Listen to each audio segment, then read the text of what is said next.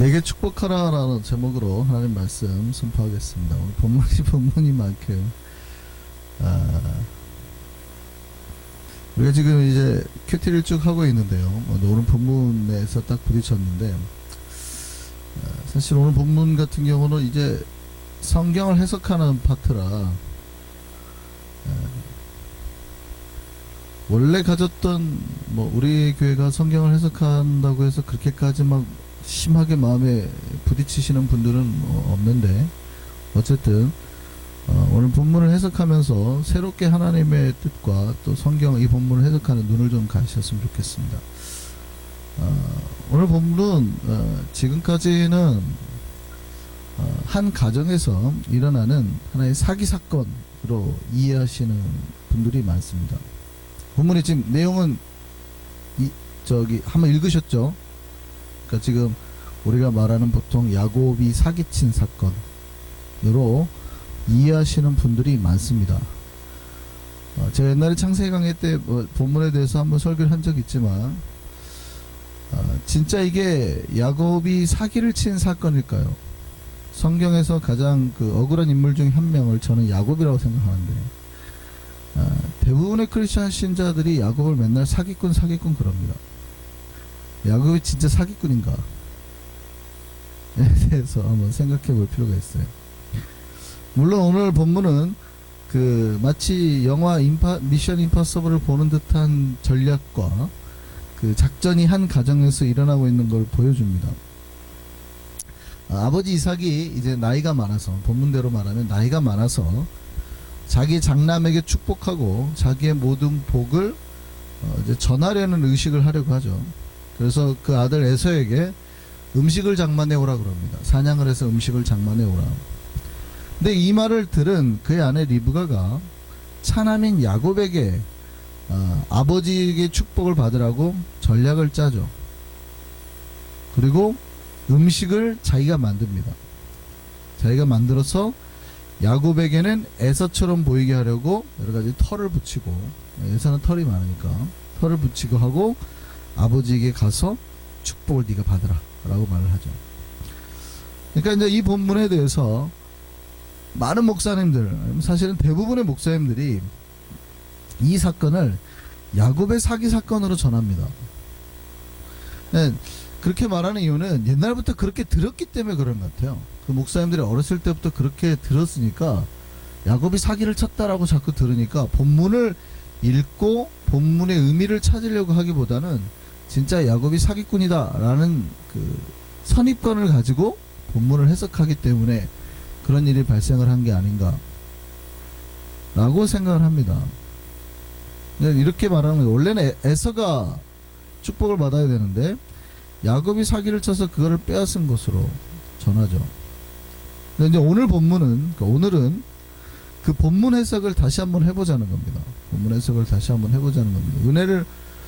말씀에서 은혜를 받으려고 오신 분들은 오늘 조금 힘드실 수도 있는데 사실은 굉장히 재밌는 해석입니다.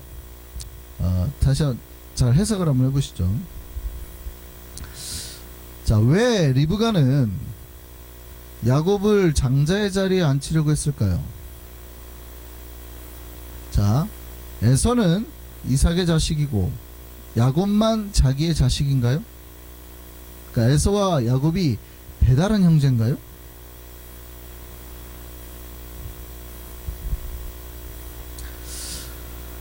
어떤 신자들은 진짜 그렇게 생각하는 사람도 있는 것 같아요. 그러니까 리브가가 자기 자식을 장자로 만들기 위해서 사기를 친 거다라고 생각하시는 분들도 꽤 있습니다. 그런데 아니죠. 에서도 리브가의 자식이고요, 야곱도 리브가의 자식입니다. 그것도 그 둘은 쌍둥이입니다. 같은 날 태어났고 같은 젖을 먹고 자랐고 같은 사랑을 받았다는 거예요. 다만 둘은 일란성은 아니고 이란성인 것 같아요. 그런데 왜 리브가는 에서를 제치고 야곱을 세우려고 했을까요? 야곱을 장자의 복을 받게 만들려고 했을까요? 물론 성경에는 야곱이 내성적이어서 매일 엄마 곁에서 부엌일이나 했다고요. 밥 만들고 했다고요. 그러니까 정이 들어서 그런 걸까요? 아버지 사랑을 제대로 못 받은 것 같으니까 불쌍해서 그러니까 장자의 복을 네가 받아버려라 하고 확 뒤바꿔치기를 한 걸까요? 그렇게 보기에는 뭔가 좀 어려운 면이 있죠. 그렇게 하면 앞으로 에서를 어떻게 볼 거예요? 쟤도 자기 아들인데, 쌍둥이 아들인데 제 얼굴을 어떻게 볼 거냐고요. 그렇게 보기가 힘든 거예요. 그러니까 야곱과 리브가가 사기를 쳐서 에서가 받을 복을 빼앗았다라고 이해하기가 무척 힘듭니다. 그렇게 이해할 수가 없는 거예요. 근데 지금까지 목사님들이 대부분 그렇게 해석을 하니까 성도님들이 그거에 대해서 아무런 의심도 없이 그냥 받아들이죠. 이 본문이 진짜 그런가? 그런 내용인가라는 본문을 한번 천천히 읽어보기만 해도 사실 그런 해석이 잘 안 나오거든요.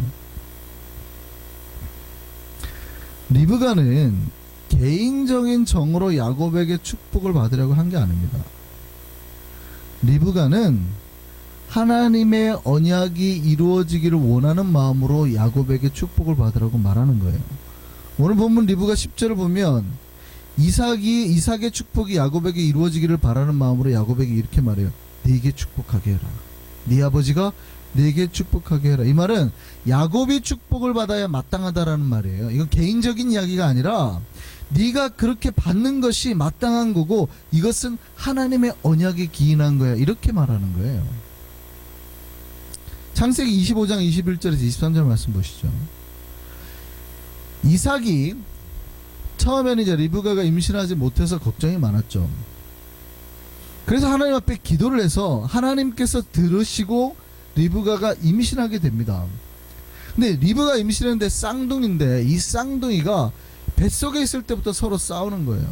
도대체 이게 어떻게 해야 되냐 라고 하나님 앞에 기도를 했는데 하나님께서 이렇게 말씀하시는 거예요.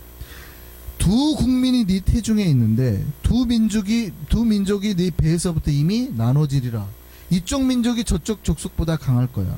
그런데 강하게 된 결과가 어떻게 되나요? 어느 쪽이 더 강해요? 큰 자가 어린 자를 섬기리라. 이미 하나님이 예언을 해놓으셨거든요. 큰 자가 어린 자를 섬기리라.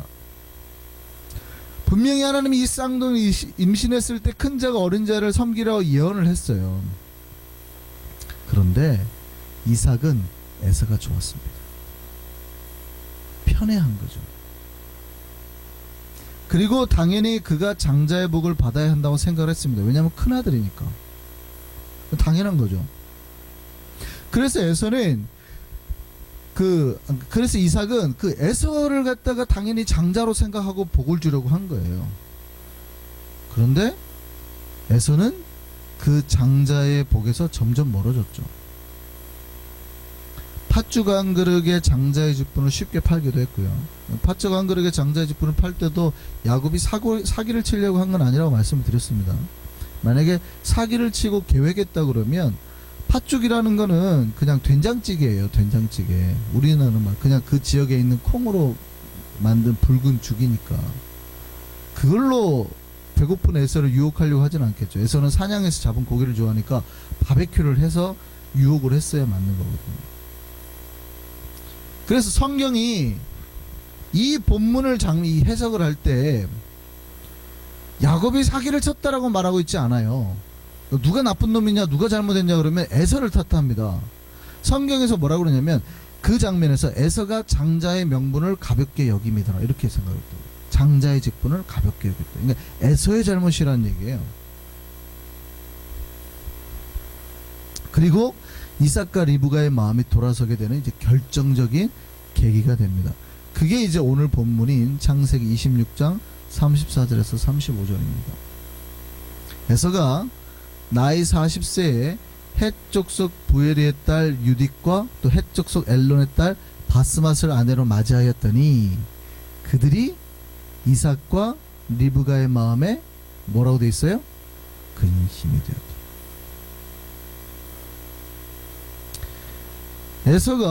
이삭은 분명히 에서에게 장자의 직분을 주고 축복하려고 하는데요.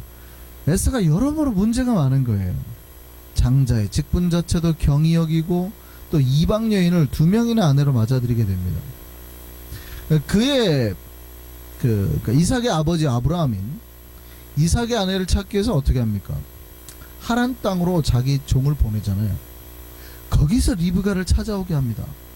그 만약에 그쪽에서 우리 이삭을 데려가겠다고 하면 보낼까요? 절대 그러면 안 된다. 반드시 우리 족속 중에서 데려와야 되고 그 여인을 이 땅으로 데려와야 된다. 이렇게 말하거든요. 그러니까 아브라함이 며느리감을 찾기 위해서 노력했던 그 수고와는 완전 별개의 거죠. 정말 유대인들은 혈족 결혼이니까, 지금도 혈족 결혼이니까, 정통 유대인들은 근친하잖아요. 근친. 왜냐하면 다른 피가 섞이는 걸 싫어하니까.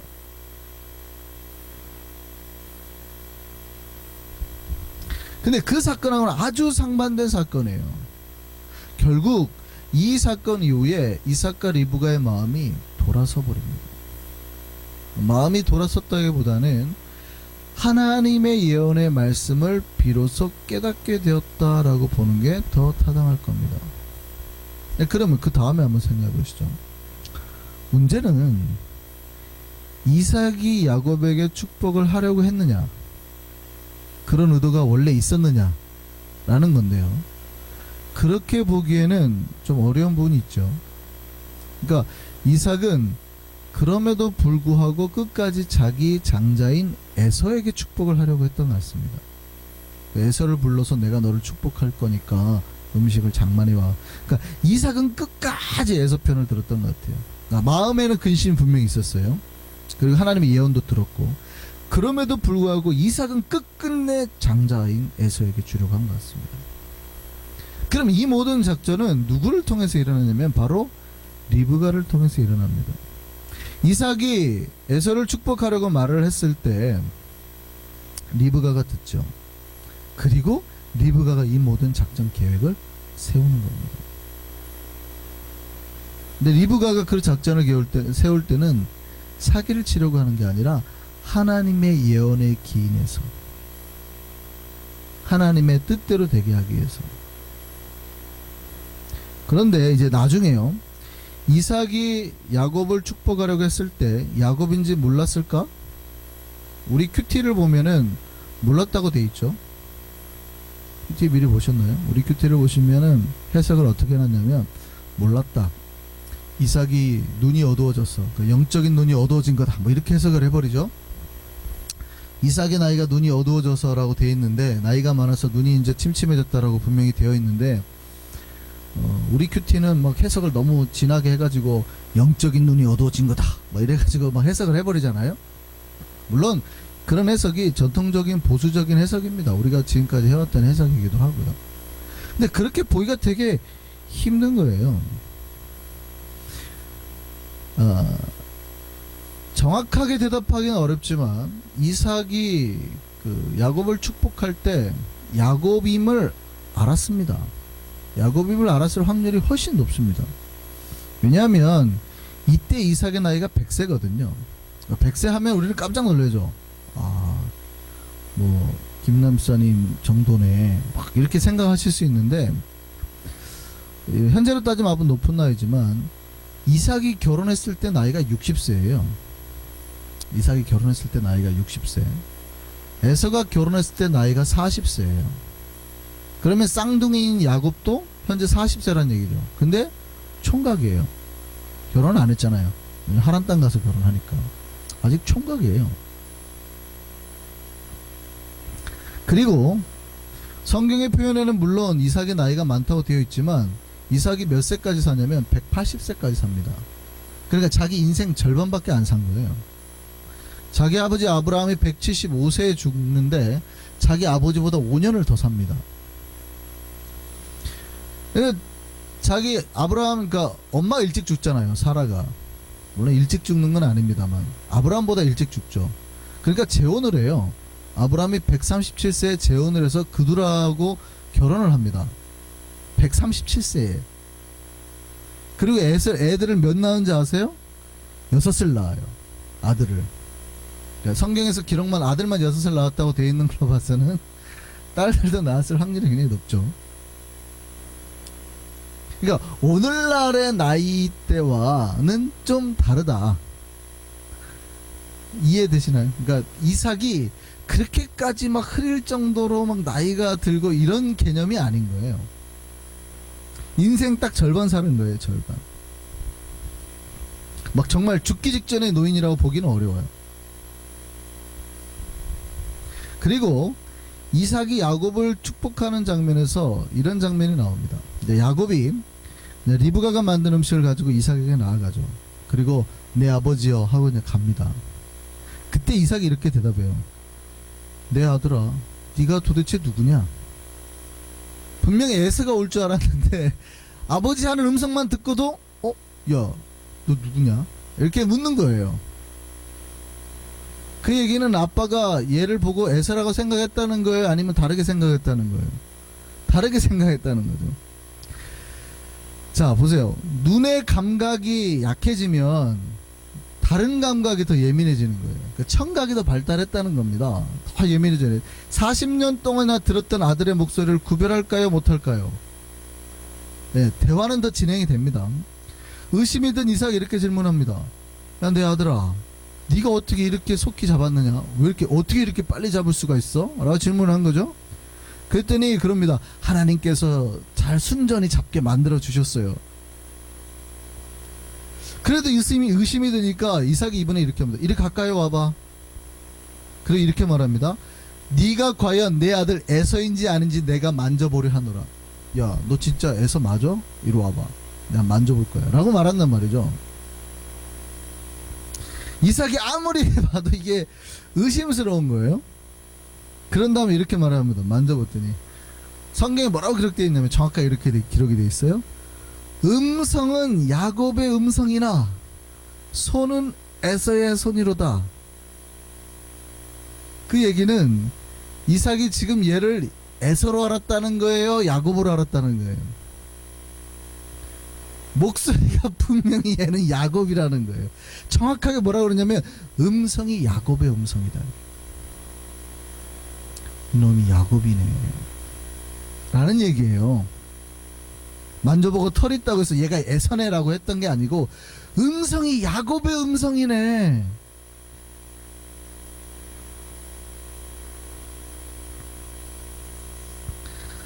여러분, 아무리 털을 갖다가 붙였다고 해서 털을 붙였다고, 오늘날의 분장 기술이 아니고서야 털을 붙였다고 해도 이게 진짜 털인지 아닌지 구분이 안 돼요?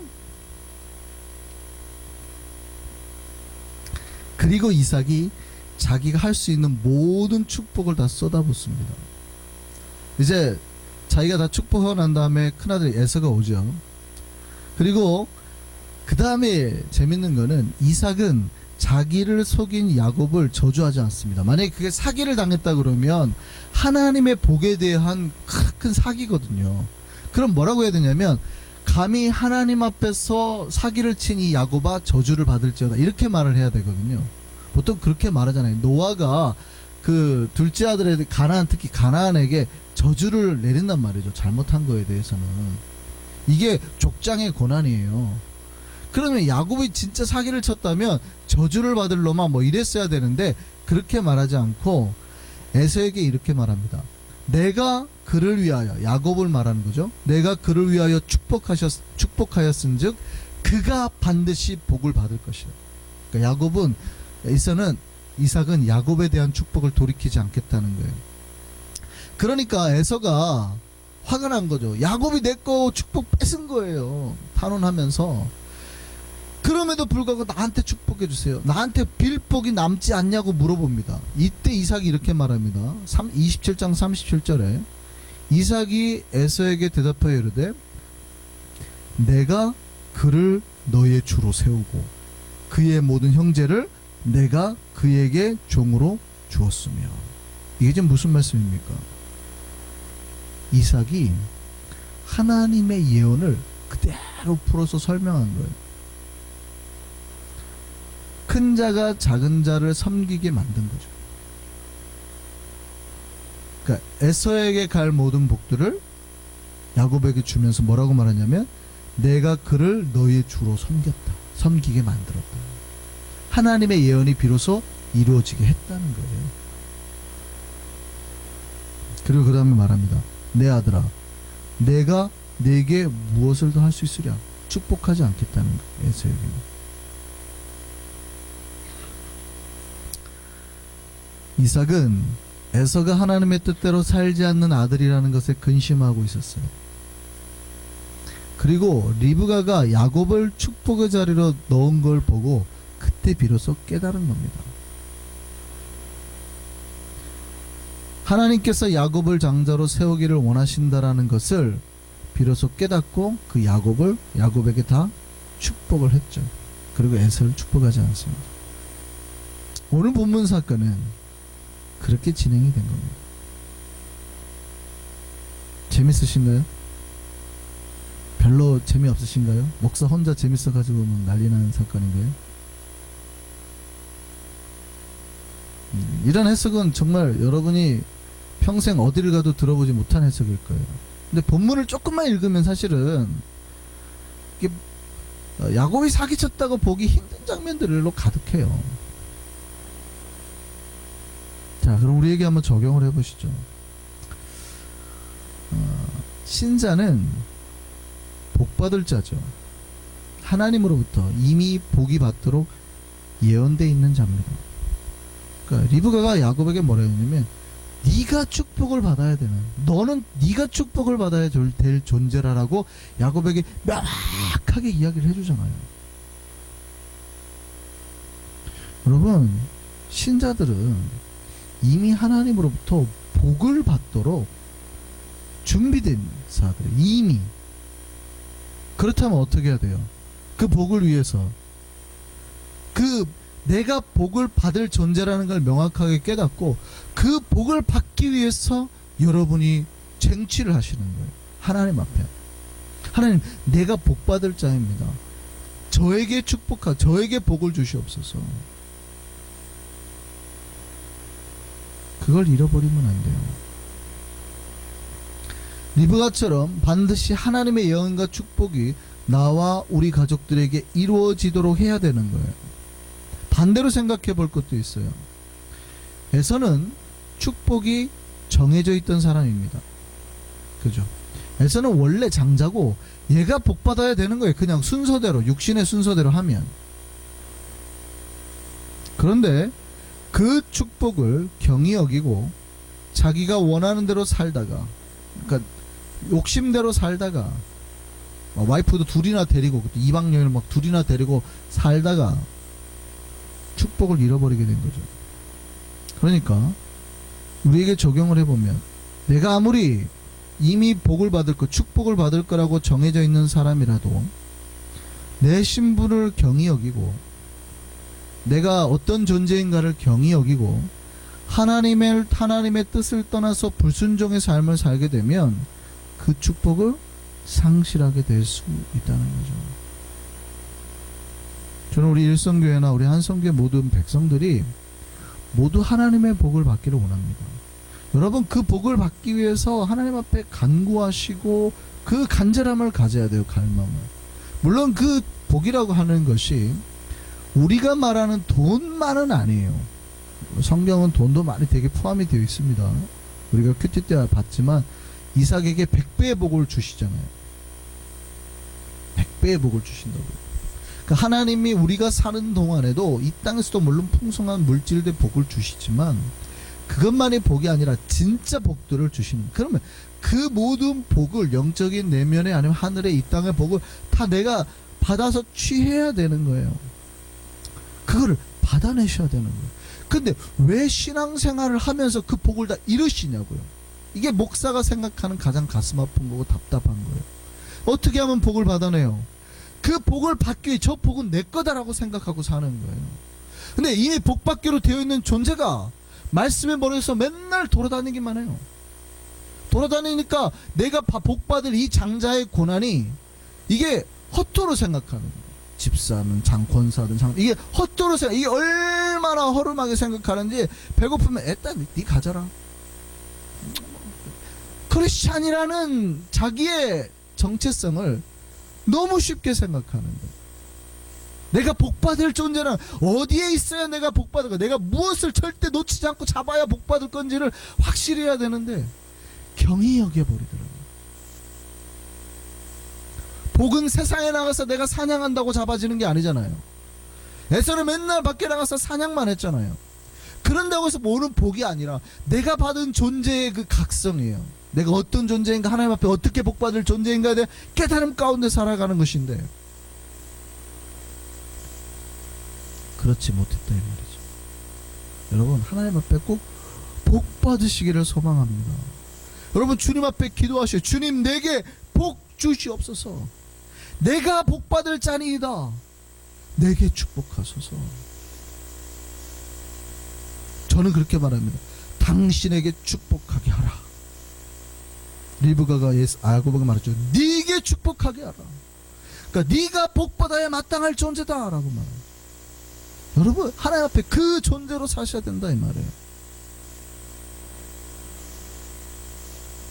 저는 진실로 우리 모든 한성의 백성들이 그 하나님이 주기로 약속했던 모든 복을 받고 누려 사는 우리 모두가 되기를 소망합니다. 기도하시길.